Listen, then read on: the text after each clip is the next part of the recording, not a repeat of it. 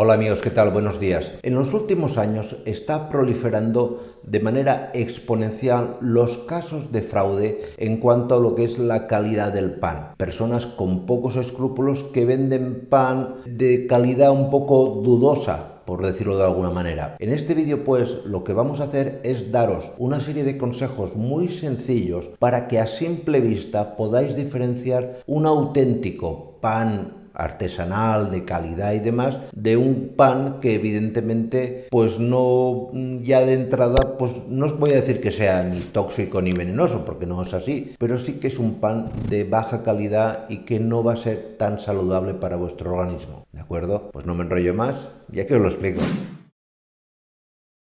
El primer punto en el cual os tenéis que fijar va a ser siempre en el peso del pan. Tenéis que tener claro que a igualdad de volumen, cuanto más pese el pan, de mayor calidad es. No penséis porque veáis que el pan es denso y está mazocote, que digo yo, va a ser un pan indigesto. No tiene nada que ver, ni de mala calidad. Va a ser, esto viene a significar que ha sido un pan bien trabajado y que utiliza harinas un poquito más naturales, por decirlo de alguna manera, no tan transgénicas o no tan manipuladas como hay otras que nos podemos encontrar, con muchos aditivos añadidos, etcétera. De entrada, el peso. A más peso del pan, a igualdad de volumen. A más peso, como os digo, mayor calidad. Otro factor en el cual os tenéis que fijar para no volver a esa panadería nunca más es que un pan, cuando es de calidad, se tiene que mantener organolépticamente hablando, quiero decir, con un sabor adecuado, con una textura homogénea y demás, durante como mínimo 5 días. Es un estándar que tienen los panaderos de calidad,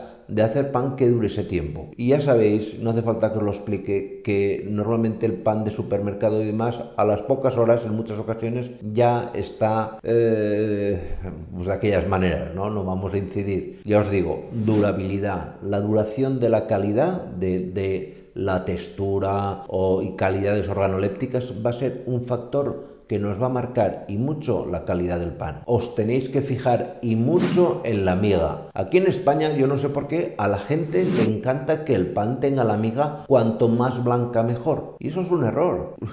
Que la miga sea más blanca, lo único que te está diciendo es que se ha utilizado una harina mucho más procesada y ves unos cortes luego de pan y de miga preciosísimos, nacarados, brillantes y demás. No es así. El pan natural, el pan artesano, no tiene esa coloración blanquecina tan intensa, tiende más a tonos tirando más blanco pero marronáceo. Siempre se ha dicho que también que el pan huele y sabe a pan, y el olor del pan es muy característico, es un olor dulce, muy agradable, muy aterciopelado, es decir, cuando inhalas pan de calidad, enseguida lo notas. Cuando hayáis olido ese olor de pan, el pan de toda la vida, de que nos daban cuando éramos críos, lo que te dan hoy en día no huele, no tiene olor. Yo entro muchas veces en panaderías industriales y allí no huele a pan. Fijaros y mucho en la corteza. La corteza tiene que estar crujiente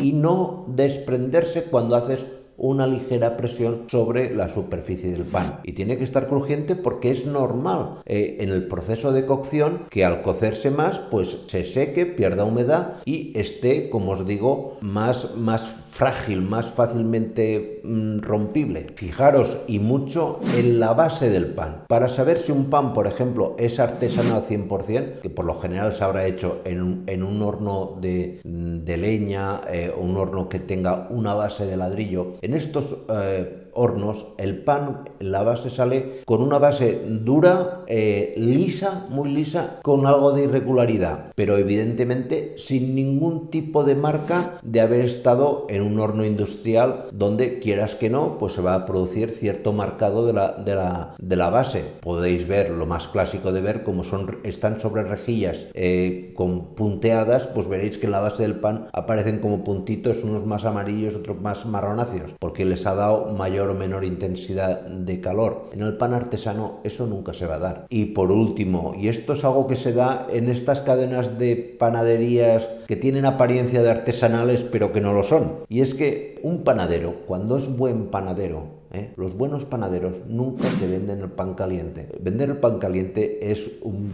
pequeño truco que hace que, aunque hayas utilizado una harina de mala calidad y que el pan no sea muy allá, por el calor que se desprende, haces que las papilas olfativas del cliente se impregnen más y tenga sensación de que el pan es más apetitoso y va a estar mejor. No, el pan se tiene que comer a temperatura ambiente, porque primero es malo para el organismo y en segundo lugar es, no voy a decir que un engaño, pero un maquillaje de lo que de verdad esconde el pan. Pues nada más, espero que este vídeo haya sido de vuestra utilidad y nos vemos en los siguientes. Cuidaros mucho. Chao.